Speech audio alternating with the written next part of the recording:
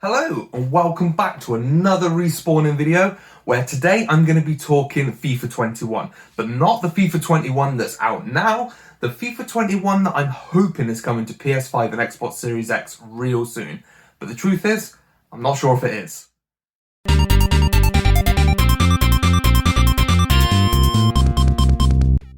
With only, I know the PS5 and Xbox release dates are different depending what country you're in, but you know, most of us are either a month away, 3 weeks away, not long at all, from the launch of next gen.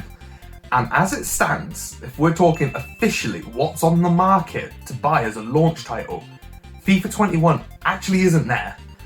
This kind of got reported on quite recently when I think Xbox gave their definitive launch lineup and that there was no FIFA. And I think we all just assumed that FIFA 21 would be a launch title, not only because of the dual entitlement and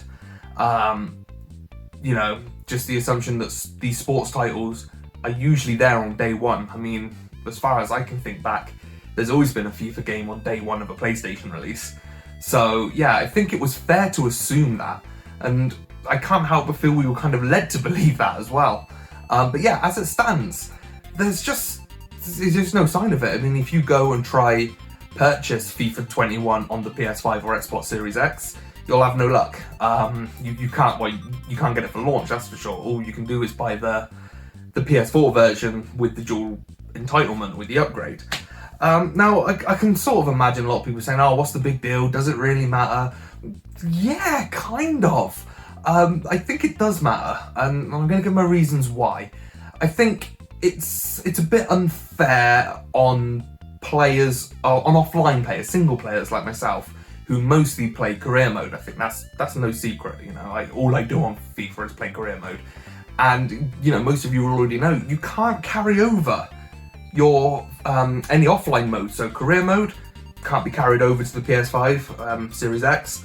I don't know, other offline, like be a pro and stuff like that. None of this can be carried over. The only stuff that gets carried over is the online stuff. So your Volta Progress and of course Ultimate Team Shock Horror.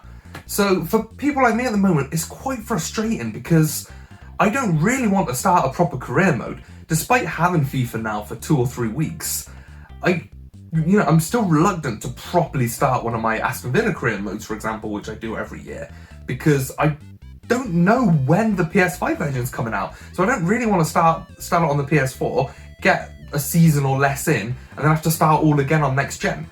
The thing is, I wouldn't even be that bothered if it isn't out on launch, but just tell me. Just let me know when's it coming, get a rough idea. I mean, is it still 2020 or are we looking at 2021 now?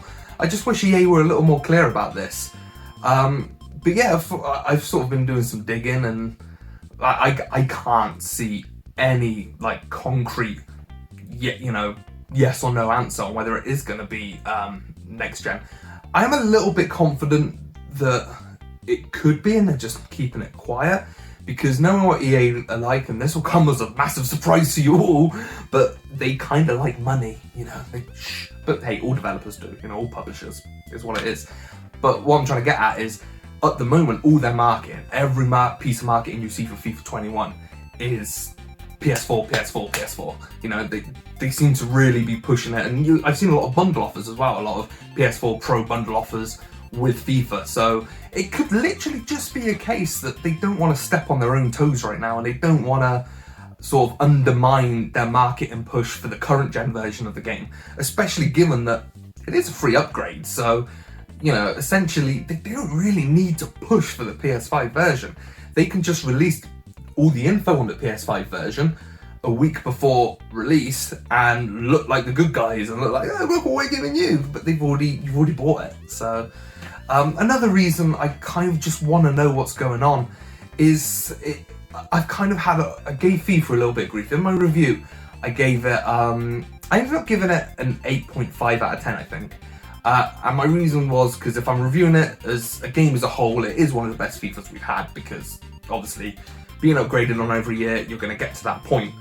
But if you're just reviewing it purely comparing it to previous years and what they've actually added, I said in my review I would only go to a 6 out of 10 if I'm just purely reviewing it on what they've improved. And part of the reason I didn't stick with that 6 and I decided to give it the 8.5 was purely because I had it in mind, well, maybe all the things that haven't been touched, like the visuals, like the majority of the gameplay outside of defending, and some of like the cutscenes and stuff like that, all that stuff that hasn't been touched, I was kind of giving them the benefit of the doubt because in my mind, I was getting it a few weeks later on next gen. Now all of a sudden, it doesn't look like I'm getting it a few weeks later on next gen. So that's quite annoying, and it's kind of made me feel like a bit of a tit for going so high in the first place. Don't get me wrong, like, you know, it'll, by the time it comes, all this waiting will be forgotten about, but at the moment it is quite frustrating because much like with Avengers that me and have touched on the last week's previous podcast, go check that out, very interesting, where we kind of talked about what's gone wrong with the Avengers game and how sort of being an early adopter of these things, kind of you get punished for it. And I kind of feel that might be the same here with FIFA. I feel I've been an early adopter, getting it on current gen, getting it as soon as it comes out, yet people who maybe buy it after Christmas will probably have, just like Avengers, will have the next gen version with loads of updates that I don't have, and they'll probably get it for cheaper. So, you know, sometimes being the early adopter, you kind of get shat on for it, unfortunately, excuse my language. But yeah, I sort of wanted to talk about that, and yeah, that's pretty much it. I do want to quickly say I've seen a few images going around. Mostly it's the picture outside Anfield, and it's sort of like the club shop or something. It's probably, you're seeing it now as I speak. And I've seen a lot of people share that around saying this is your first official screenshot from the next gen version of FIFA, and you're going to get all these extra cutscenes and stuff like that. Now, I find this quite believable because I think that is the thing that's going to get improved on the most. That was the thing that got improved on the most on the first FIFA that was on PS4. I think it was FIFA 14. You know, the first thing you notice was extra visuals, sort of extra cool camera angles, and they just sort of, you know, didn't really change any of the core gameplay or the modes or anything like that, but visually they made it feel like a big deal, and that's kind of all I want, really. So it wouldn't surprise me if this is true, this image that's going around, that, you know, this is the first screenshot and that they're going to have these extra camera angles and stuff. What I will say, however, is obviously reporting on FIFA all year round, this screenshot has been on the press kit, on the press assets since the day it was announced.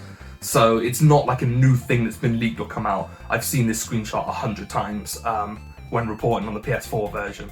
But having said that, it's actually not in the PS4 version at all. I've never seen outside of Anfield like that on the PS4 version, so who knows, you know.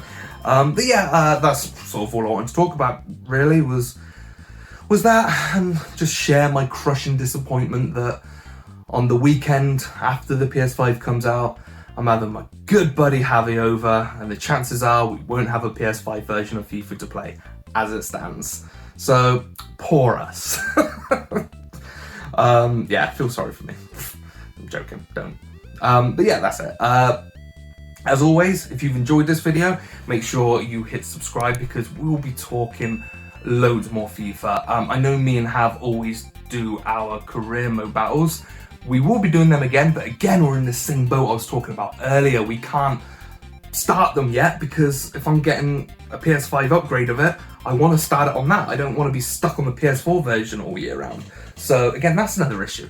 It's putting a halt to all our FIFA plans. So, but if you do enjoy watching me and Hav play FIFA stuff, make sure you are subscribed because once this PS5 stuff's sorted out, there will be a ton of that coming your way.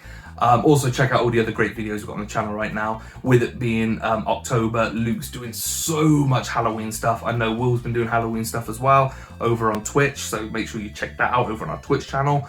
And Lance has been doing a lot of cool stuff again. He streamed the new Ghost of Tsushima multiplayer update. I can't remember the name of it now. Sorry, apologies.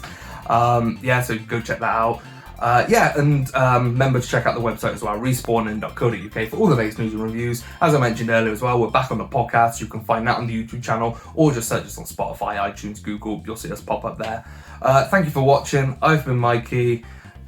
Pray with me that we do get FIFA 21 on launch day so that me and Hav can play it, but who knows. Thank you for watching. Catch you next time.